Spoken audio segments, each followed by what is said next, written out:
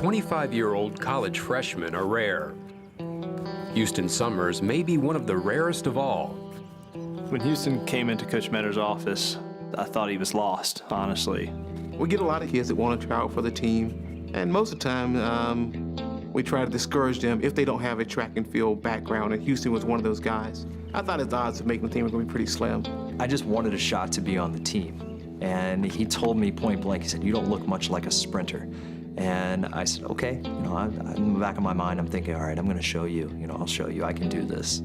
Houston's journey to UNC has included athletic glory, life and death decisions, and the rebirth of a dream. In 25 years, he's already experienced a lifetime's worth of hope and pain.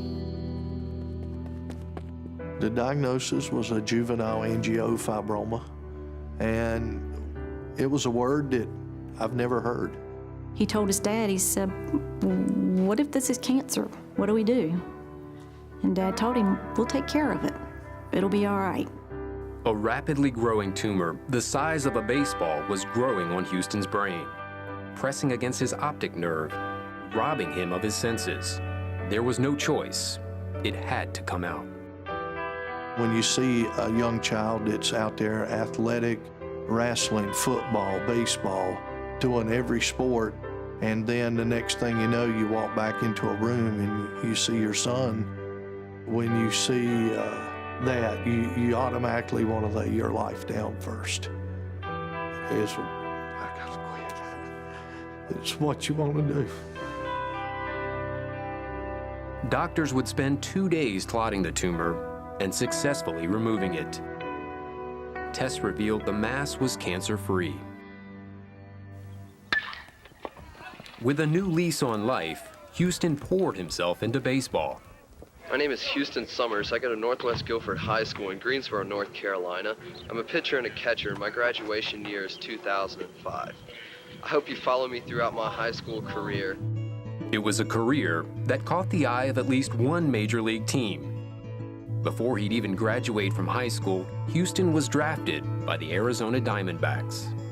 It's like, Dad, I told you, I'm going all the way.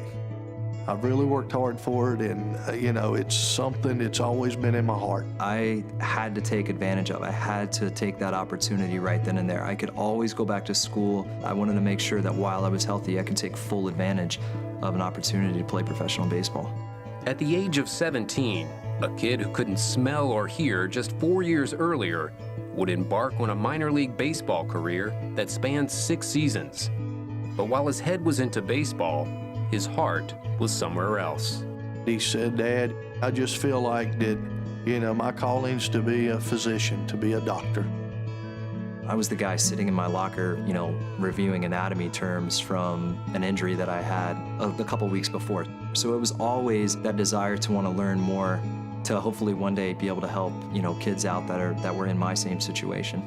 All dads want their sons to be a superstar, regardless if it's football, baseball, whatever, but I look at it as a life-changing experience that he went through, and him being a physician to help someone else in life, that meant more to me than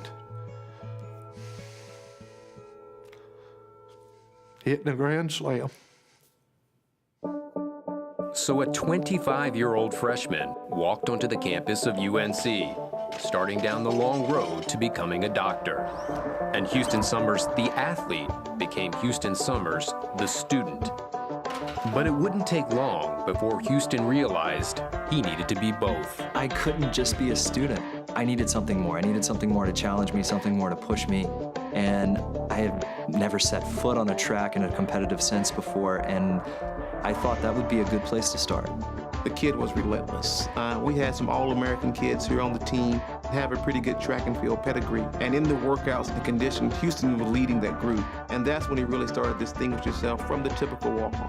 When Houston said that he wanted to sprint, I said, the chances are very, very slim, but I'm willing to work with you in the javelin to try to make this team. I had never touched a javelin until September of this past year. My first initial thought was, I have no idea how to even hold this thing. The javelin is not something you pick up right away and just able to throw it. It's the first time you ever picked it up, you know, it went really bad. I'm thinking, oh, this thing only weighs 800 grams. I could throw a baseball 400 feet. Surely I can throw this close to 300 feet.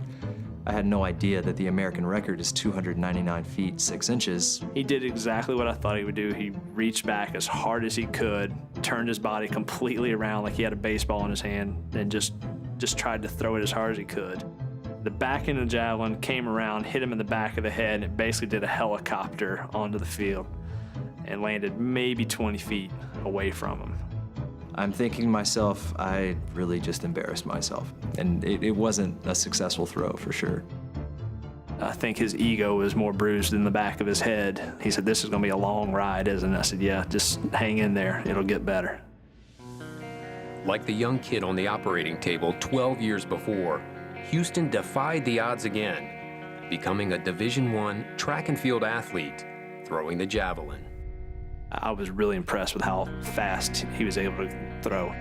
Right before Christmas, he was hitting right at 200 feet, which was essentially the goal I had set for him on the year. And he's already, 15 feet past that now.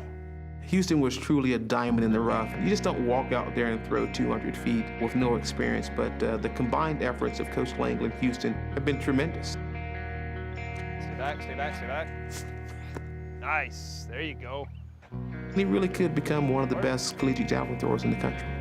When I take a step back and look at all the people I've met along the way and how they've changed my life and where I am now, I couldn't be more grateful for the way that's happened.